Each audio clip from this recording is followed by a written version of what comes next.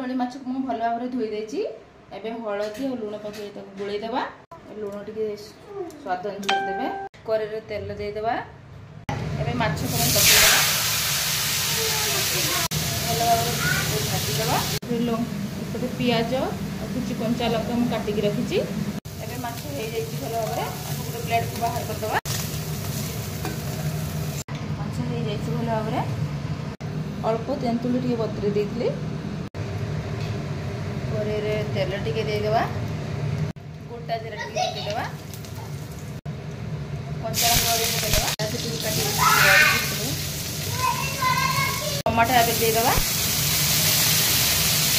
ये हळदी गुंड दे देबा। ये माछ को दे देबा। तेंतुल रस स्वाद अनुसार लूण टिके दे देबा। हल्का चीनी दे देबा।